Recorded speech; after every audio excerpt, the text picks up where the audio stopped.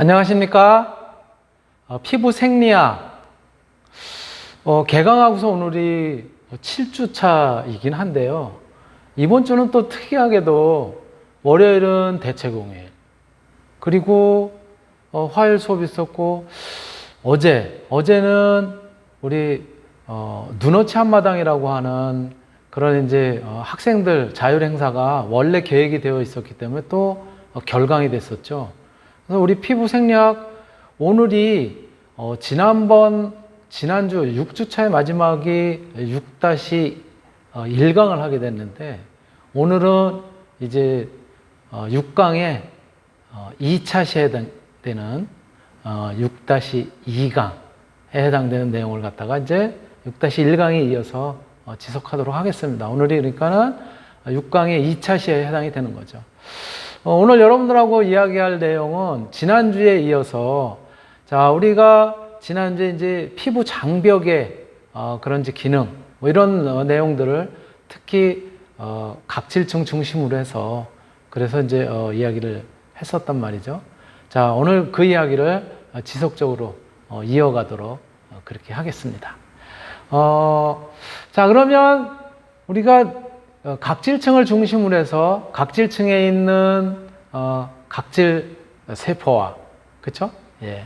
그리고 그 이제 그 각질층, 각질 세포와 세포 사이를 갖다가 채워주고 있는 세포간 지질, 또 그 각질 세포를 갖다가 서로 연결을 해주고 있는 그 각질 세포 교소체, 뭐 이런 것들이 결국은 이제 복합적으로 어우러져 가지고 그것이 이제 각질층을 갖다가 구성을 하고, 그게 이제 피부의 장벽 역할을 한다라고 이제 설명을 드렸고요.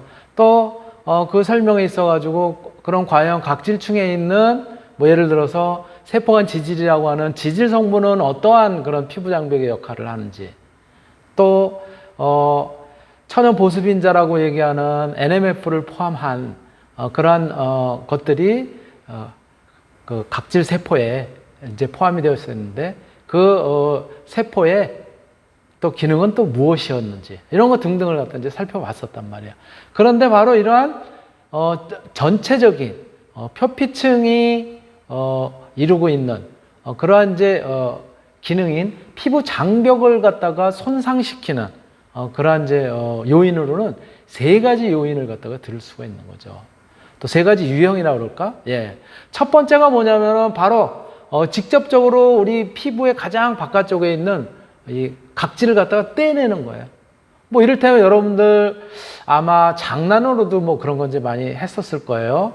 다리에 나 있는 털을 갖다가 뭐 떼고 그런 장난을 하기 위해서 테이프를 갖다가 비닐 테이프나 셀로판 테이프나 이런 것들을 갖다 붙였다가 갑자기 뜯고 막 그런 이제 장난도 여러분들이 하고 그랬었던 적이 있을 텐데, 바로 그렇게 셀로판 테이프를 이용을 해서 물리적으로 이제 각질 세포들, 가장 피부의 바깥쪽에 이제 존재하는 이제 각질층이죠. 그쵸? 각질화 돼가지고 이제 거의 이루어져 있는 각질 세포들, 즉 각질이라고 표현을 할 수가 있는데, 바로 그러한 각질 세포나 또는 그러한 이제 각질 세포와 각질 세포 간의 일부, 가장 표면에만 존재하는 일부, 거기에 이제 존재하는 세포간 지질, 이런 것들을 갖다가 이제 제거함으로써, 그럼으로써 피부 장벽이 일부 허물어져 가지고 그래서 손상이 되는 그런 경우를 첫 번째로 들 수가 있고요.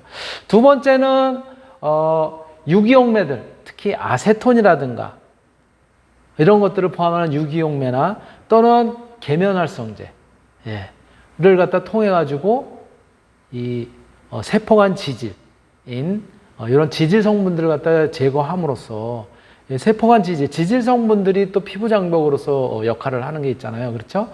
뭐 세균의 침입을 갖다가 제가 막는다라든가, 또 항산화성을 갖다 유지를 한다라든가, 이러한 그러한 이제 그 세포간 지질의 그 기능을 갖다가 약화시킴으로써, 그럼으로써 이제 손상을 시킴으로써, 그러면서 피부 장벽이 기능이 떨어지는 그러한 이제 두 번째 방법이 있을 테고요. 여기에는 또 이제 요렇게 유기용매인 아세톤이나 계면활성제를 활용을 해서 그래서 이제 세포간 지질을 갖다 제거하기도 하지만 우리가 앞에서도 살펴봤었던 것처럼 어떤 세정 과정에서 과도한 어떤 세정제들, 특히 비누라든가 알칼리성이 강한 이런 것들에 의해서 세포간 지질이 또 일부 제거가 되기도 하죠. 또 덧붙여 가지고 우리가 이제 각질을 제거하는 그런 이제 방법으로서 각질을 녹여 가지고 이제 제거하는 그런 화학적 방법도 있었잖아요. 앞에서 뭐 이를테면 아하라든가 바하, 파하 같은 그러한 이제 물질들을 갖다가 포함하는 화장품을 사용함으로써 각질과 함께 이렇게 피부 장벽의 역할을 하는 그런 기능의 손실을 갖다 이제 볼 수 있는 것들이 두 번째라고 볼 수가 있는 거죠. 그리고 이제 세 번째가 장벽에 관여하는 지질의 합성 자체를 갖다가 이제 억제를 하거나 또는 필수 지방산을 갖다가 이렇게 그 결핍시키는, 즉 필수 지방산이 부족하게 하는 그러한 이제 방법들이 또 이제 세 번째 방법으로 우리가 생각해 볼 수 있는 그런 것들이죠. 자, 그래서 지금 이제 설명드렸었던 이러한 내용들을 갖다 포함해서 정리를 해보면 정상적인 피부인 경우에 피부 장벽들이 손상한 후에는 보통 한 12시간 이내에 한 50% 정도가 회복한다고 합니다. 초기에. 그런데 그리고 한 72시간에서 96시간 그러니까 한 3일에서 4일 정도가 지나게 되면은 보통 이제 우리 정상적인 피부인 경우에는 완전히 회복되는 그러한 이제 패턴을 갖다 보인다고 해요. 보통 이제 12시간 이내에 50% 정도가 회복하는 그런 이제 구간을 갖다가 이제 초기 회복 구간 또는 초기 반응 기간 뭐 이렇게 이제 표현을 하고요. 그리고 이제 3일에서 4, 5일 뭐 이럴 때 이제 완전히 회복되는 이제 그런 기간을 갖다 이제 후기 회복 구간 또는 후기 반응 기간 뭐 이렇게 이제 표현을 하죠. 그렇지만 이제 우리가 이제 피부 장벽이 손상이 일어나는 것들은 여러 가지 뭐 저런 이제 세 가지가 이제 주요 이제 그 원인이겠지만은 여러 가지 요인에 의해서 이제 피부 장벽이 이제 손실이 될 텐데 만성적으로 피부 장벽이 이제 손상이 되게 되면은 피부가 결국은 이제 건조해지고 또 그리고 소위 인설이라고 하는 거는 뭐냐면은 여러분들이 이제 피부가 건조해지고 그런 상황에서 소위 이야기하는 이제 각질 흰색의 약간 그 이제 비듬과 같이 생긴 이제 그런 각질 덩어리 있잖아요. 이런 것들을 우리가 인설이라고 그래요. 한자로 이제 표현한 건데 이러한 것들이 존재를 할 수가 있다는 거예요. 만성적으로 피부 장벽이 훼손이 돼가지고 그래가지고 피부가 건조해지면은 건조해지니까는 이 각질화가 더 빨리 일어난다고요. 그러면서 인설이라고 하는 아주 얇은 각질 덩어리, 각질 조각 이런 것들이 이제 나타나게 되는 거죠. 그리고 우리가 이제 목욕탕을 가든지 또 집에서 샤워를 하든지 이럴 때도 이제 우리가 이제 그 피부를 갖다 세정하는 과정에서 경우에 따라서는 타올로 이렇게 강하게 이렇게 이제 문질러서 소위 뭐 표현하는 이제 때를 갖다 이제 벗겨낸다라든가 이렇게 이제 하게 되잖아요. 바로 그렇게 이제 이태리 타월이라든가 이런 것들을 사용해서 샤워 타월이 되든 거친 그런 이제 면 같은 거를 갖다 활용을 해서 소위 이야기하는 때를 갖다가 이제 제거를 하는 밀게 되면은 정상적인 피부의 경우에는 그렇게 이제 겉에 있었던 각질들 불필요한 각질들이 제거된 후에는 보통 한 3, 4일 후에 요 위에서 맨 처음에 이제 이야기했었던 것처럼 72시간에서 96시간이 지나게 되면은 거의 이제 완전하게 이제 회복이 되기는 하지만은 만성 피부 질환이 있는 경우에는 그런 경우에는 이제 이 회복 기간이 더 길어진다는 거죠. 즉 회복이 더 늦어지는 그러한 이제 경우를 갖다가 보이게 됩니다. 바로 이렇게 피부 장벽을 이제 손상시키는 여러 가지 그런 이제 요인들을 갖다 우리가 이제 살펴볼 수 있었고요. 자, 조금 전에 말씀드렸었던 이제 목욕이라든가 과정을 갖다 통해서 이태리 타월이나 거친 면들 이런 것들을 사용해서 피부 표면에 존재하는 각질들을 갖다가 무리하게 과도하게 이렇게 이제 제거를 하게 돼 벗겨내게 되면은 여기서 보시는 것처럼 정상적인 피부인 경우에는 외부에서 유입되는 미생물들이라든가 혹은 세균의 침입 이런 것들을 갖다가 맨 맨 겉표면에 있는 피지 성분, 예, 지질 성분인 피지 성분들 이런 것들을 통해서도 진입을 못하게 되고 그 바로 밑에 탄탄하게 받쳐지고 있는 각질 세포와 세포간 지질 이런 것들이 피부 장벽으로 작용을 할 거란 말이에요. 그래서 뚫고 들어오지 못한단 말이에요. 예? 피부의 장벽 기능을 통해서 다 이렇게 이제 배출이 되는 또는 이제 자외선 같은 경우도 피부 깊숙이 뚫고 들어오지 못하는 예. 이러한 이제 그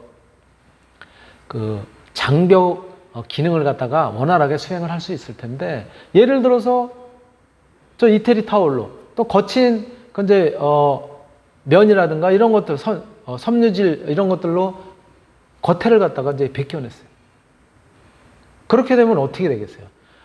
물론 이제 겉표면에 존재하는 그런 과정에서 비누의 어떤 이제 세정작용이라든가 또는 알칼리와의 어떤 이제 지질 성분의 이제 반응이라든가 이런 것들에 의해서 저 겉표면에 존재하는 이제 피지 성분들, 그쵸? 이런 것들은 제거가 될 거 아니에요. 그러면 틈이 생길 거 아니에요.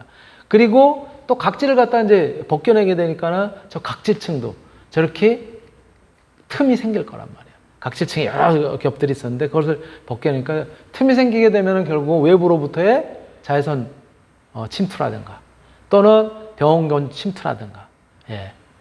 또 공해물질들이 이제 유입이 된다든가 그런 과정들을 갖다 겪게 되는 거고 또 잘 보존이 됐었던 피부 내에 있었던 이제 수분들 이런 것들도 그 빈틈을 통해서 결국은 이제 빠져나가게 되는 그러한 이제 수분 손실 이런 것들을 갖다 이제 그 결과로서 우리가 이제 겪게 되는 거고 바로 이러한 과정들은 결국은 그 과정에서 이렇게 피부의 장벽들이 허물어져서 나타나는 그런 이제 결과다라고 이제 볼 수가 있는 거죠. 그러니까 그러한 현상이 이제 지속이 되게 되면 여러 가지 피부에 이제 트러블이라든가 이런 것들이 눈에 두드러지게 이제 등장을 하게 되겠죠. 예. 그래서 피부의 장벽이 피부가 장벽으로서 제대로 기능을 하느냐 안 하느냐 이런 것들을 측정하는 방법 중에 가장 손쉽게 측정하는 것이 경피 수분 손실 또는 경표피 수분 손실이라고 하는 이러한 것들을 즉 우리의 피부를 갖다 통해서 피부를 통해서 수분이 얼마만큼 밖으로 빠져나가는지 조금 전에 말씀드렸던 것처럼 피부의 장벽 기능이 이제 어느 정도 기능을 갖다가 이제 잃게 되면은 좀 손상이 되게 되면은 내부에 있었던 피부 내부에 있었던 수분이라든가 이런 것들이 밖으로 이제 빠져나가게 되는 이제 그런 현상들이 이제 있게 되는데 바로 이러한 피부로부터의 수분 손실 이런 것들을 갖다 우리가 경표피 수분 손실 이렇게 이야기하고 이런 것들은 수분이 각질층을 통해서 확산돼 가지고 빠져나가는 이런 것들을 측정하는 이제 방법이 될 텐데요.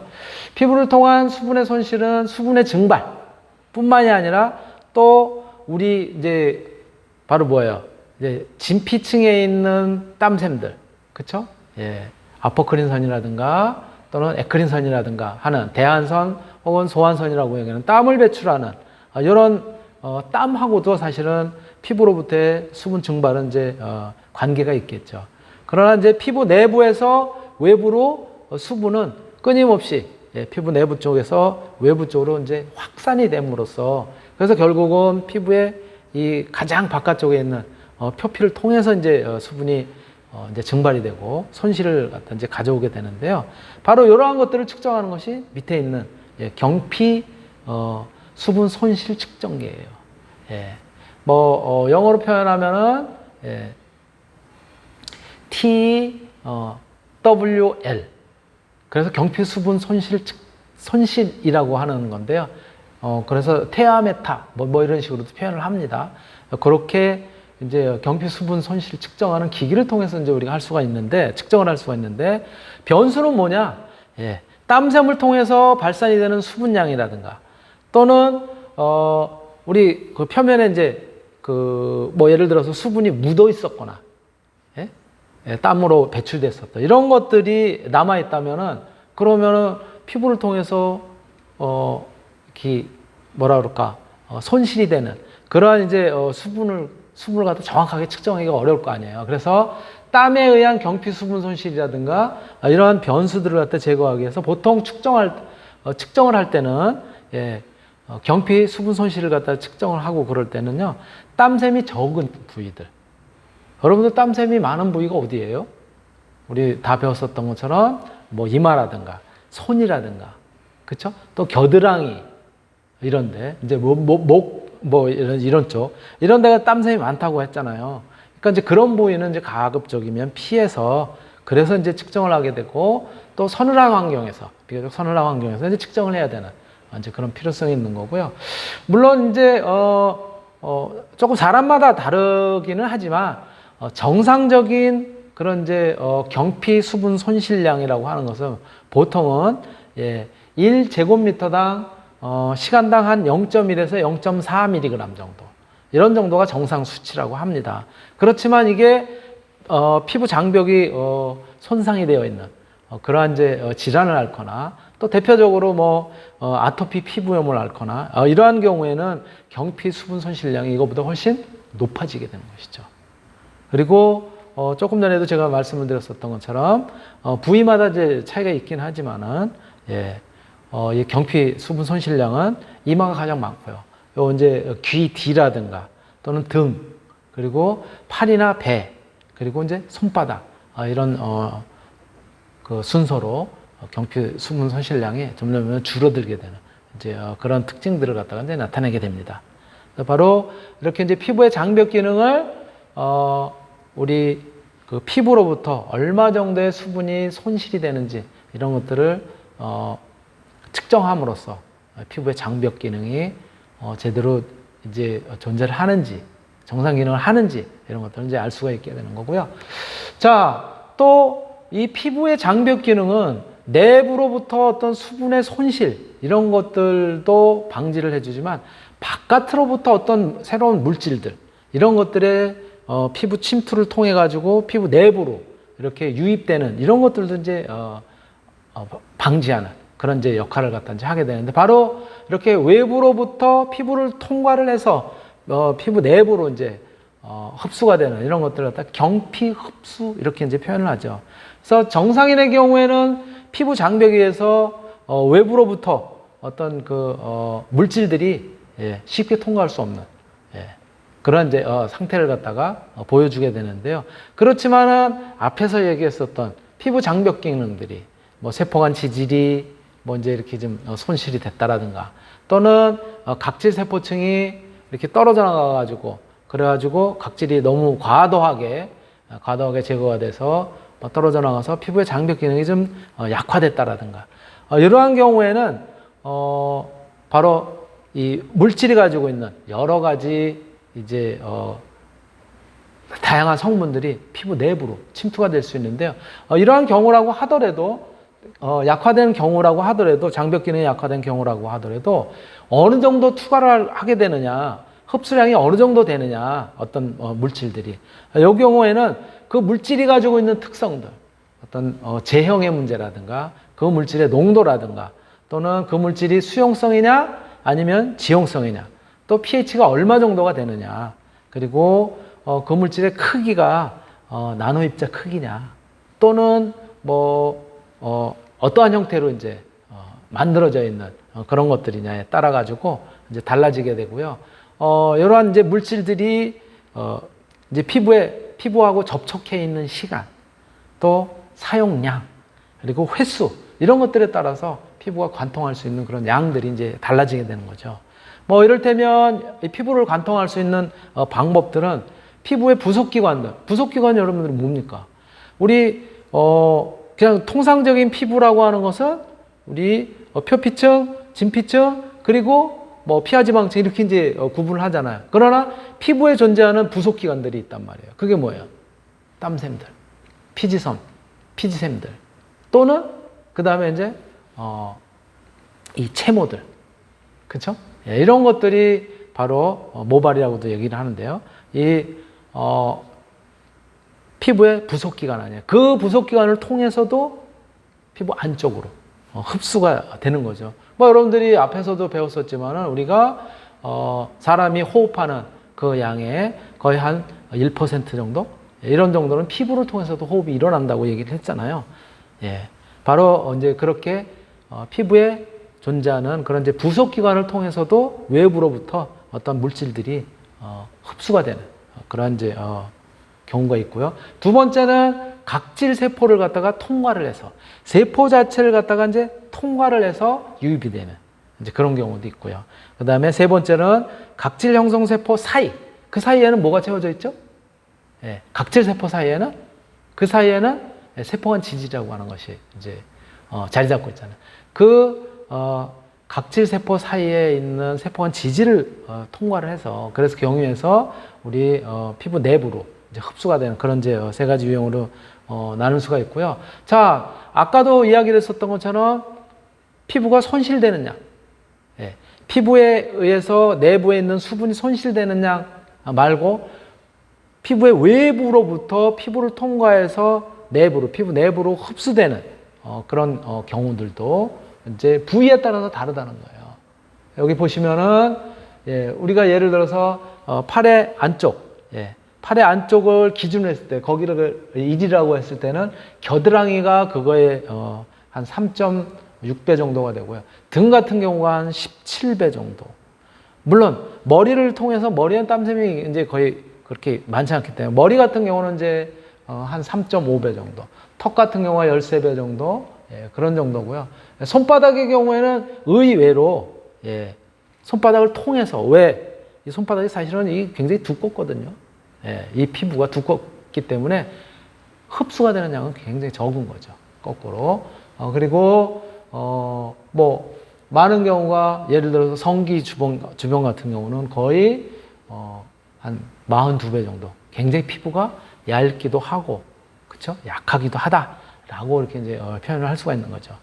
예, 그래서 이렇게 부위에 따른 흡수의 차이 이런 것도 이제 같이 한번 이제 살펴봤고요. 자, 그렇다면 피부 장벽을 통해서 경피가 흡수되는 그런 과정들 어떻게 되느냐? 우리가 그림을 갖다가 이제 그려보면 저렇게 표피층이 예, 각질 세포들 이런 것들이 이제 존재를 하고 그 사이에 세포간 지질들이 이제 포함이 되어 있고요. 그래서 그럼에도 불구하고 이 세포간 지질층을 갖다 통과해서 세포 내로 예, 유입되는 그러한 물질들도 있다는 거예요. 세포간 지질하고 거의 비슷한 그런 특성을 가지고 있는 녀석이라면 저기 유입이 될 수가 있겠죠. 그리고 세포간 지질이라고 하는 것이 여러분들이 잘 알고 있는 라멜라 구조를 갖다 이제 또 가지고 있잖아요. 그렇죠? 예, 그래서 인지질이라든가 이런 것들이 거의 비슷한 구조를 갖다 가지고 있기 때문에 인지질 유형의 그런 어떤 뭐라 그럴까 이 물질들을 갖다 포함한 경우는 비교적 저렇게 세포간 지질을 통해서 잘 흡수가 될 거라는 거예요. 자, 정상 아까도 이제 말씀을 드렸었지만은 정상 피부인 경우에는 이렇게 알러지 유발 물질이라든가 바이러스라든가 특히 알러지 유발 물질 같은 경우에는 이제 집진드기나 진먼지 이런 것들이 피부 내부로 이제 들어올 수가 있을 텐데 피지 보호막에 의해서 1차적으로 이제 걸러지게 되고 바이러스 같은 경우도 그렇게 1차 장벽에 의해서 걸러지게 되고 그 다음에 그 밑에 있는 각질층 또 각질층에서 각질세포 사이에 사이에 이제 이렇게 채워져 있는 세포간 지질들 이런 것들에 의해서 장벽 기능을 갖다 이제 하기 때문에 안에 있는 수분도 잘 못 빠져나가는 경피 수분 손실을 갖다가 최대한 막는 그런 역할도 하지만 이런 정상 피부가 손상이 됐을 경우에 이렇게 그래서 피지 보호막도 아까도 잠깐 말씀드렸지만 과도하게 세정을 하는 과정에서 피지 보호막들이 좀 이렇게 얇아지거나 또는 각질층들이 과도하게 각질을 갖다 제거하는 과정에서 떨어져 나가서 저렇게 공간이 생기거나 그러면 안에 있는 수분도 밖으로 빠져나갈 뿐만이 아니라 외부로부터의 알러지 유발 물질이라고 하는 진먼지라든가 진드기라든가 이런 것들이 투입이 되게 되면은 어떻게 되는 거예요? 트러블이 생기는 거예요. 물질이 생기기도 하고 가렵기도 하고 그렇죠? 그리고 바이러스라든가 이러한 이제 외부로부터의 물질들이 병원성 바이러스라든가 이런 것들이 피부로 이제 유입이 되게 되면은 결국은 피부 질환으로 진행이 되고 또 부정적인 그런 이제 결과를 갖다가 낳게 되는 것이죠. 바로 이러한 과정들을 갖다 통해서 우리가 피부 장벽의 기능이 외부로부터 들어오는 것 이런 것들을 막기도 하지만 또 어떤 경우에는 선택적으로 경피 흡수, 즉 피부를 갖다 통해 가지고 그래가지고 어떤 물질들을 갖다 이제 흡수한다라고 하는 것을 살펴봤고요. 이렇게 피부 장벽에 영향을 주는 그런 이제 원인으로는 여러 가지 요인이 있는 거예요. 피부 장벽의 기능을 갖다가 약화시키는 그런 이제 요인으로는 온도나 습도, 그리고 자외선, 또는 연령, 나이죠. 또는 이제 성별, 그 다음에 이제 스트레스, 그리고 이온의 종류들, 또 이 피부가 띄고 있는 pH의 정도, 그리고 침수, 오랫동안 예를 들어서 피부가 물이라든가 이런 거하고 접촉이 되어 있는지 여부, 그 다음에 호르몬의 밸런스, 이런 것들이 전부 영향을 미치게 돼서 피부 장벽이 손상이 되게 되면은 그로 인해서 병원균이라든가 바이러스라든가 이런 것들이 침투가 돼가지고 질환을 유발을 해서 소양증이나 염증을 갖다가 이제 일으키기도 하고요. 또 그런 과정에서 자꾸 긁거나 그러면 이제 외상이 이제 생길 거 아니에요. 자꾸 긁으면은 결국은 저 또 피부 장벽이 더 이제 손상이 되기도 하고, 또 염증을 통해서 이런 어떤 그 피부 조직들이 이렇게 조밀하게 되어 있었던 것들이 와해가 된다라든가 공간이 생긴다라든가 이렇게 되면은 굉장히 어떤 질환이 더 악화되는 이제 그런 결과를 갖다가 이제 가져올 수도 있게 되는 것이죠. 네. 그리고 바로 이러한 피부 장벽 기능 손상과 관련된 질환으로는 특히 이게 피부의 그 수분 함량, 즉 피부 건조 결과로 인한 수분 함량이 얼마나 되는지 이런 것들이 굉장히 중요한 그런 이제 영향을 미치게 되는데요. 바로 표피에 있는 지질이라든가 또는 피지 성분들 이런 것뿐만이 아니라 피부에 있는 이제 수분이 자꾸 빠져나와서 이제 건조해지는데 영향을 미치는 거는 표피층에 존재하는 이제 지질이라든가 피지, 그리고 여러분들이 잘 아시는 것처럼 아미노산이나 요소 또는 유기산 등으로 구성이 되어 있는 천연 보습인자들, NMF죠. 그리고 약산성 pH의 정도, 또 앞에서도 살폈었던 것처럼 각질 세포들을 갖다가 이렇게 이어주고 연결해주고 있는 각질 교소체, 이런 것들의 분해에 의해서 각질 세포가 이제 탈락이 되거나 벗겨지거나 또는 또 이러한 과정에서 이런 여러 가지 요소들이 영향을 미쳐서 그래서 피부의 장벽 기능이 이제 손상을 갖다 가져오게 되는 거죠. 그렇게 되면 손상이 되면은 이제 건조화가 이제 진행이 되면서 왜 수분이 자꾸 내부로부터 밖으로 빠져나가고 또 그 빠져나가면서 동시에 외부로부터는 어떤 공해 물질이나 이런 이제 외부에 그런 이제 유해 물질들이 자꾸 들어오게 되면서 이 장벽 기능이 더 악화가 되고 그러면서 이제 건조화가 이제 진행이 되는 거죠. 바로 이러한 건조화가 진행이 되는 그런 과정은 표피라든가 진피 이런 데 이제 영향을 주게 되고요. 또 조금 전에 말씀드렸던 것처럼 피부 장벽 기능을 담당하는 각질층 이런 것들에 이제 손상을 갖다 주게 돼서 이렇게 질환으로 이제 나타내게 되는 것이죠. 그래서 이렇게 가운데 있는 그림 같은 경우는 이제 그런 어떤 피부의 장벽 기능들이 깨짐으로써 외부로부터 어떤 이제 이물질이라든가 또는 병원성 물질 이런 것들이 들어오면서 이렇게 피부에 뭐가 오돌도돌하게 나거나 저기 홍반이라든가 또 붉게 이렇게 이제 변하거나 또 이렇게 보이는 것처럼 붉은색을 갖다 띈다라든가 여러 가지의 그런 이제 피부 질환까지 이제 일으키게 되는 그런 결과를 갖다 이제 초래하게 되는 것이죠. 네, 시간이 꽤 지났는데 아토피 피부염, 요거는 사실 이제 피부의 질환 중에 이제 하나라고 볼 수 있기 때문에 다음 시간에 하도록 하겠습니다. 네, 마치도록 하겠습니다.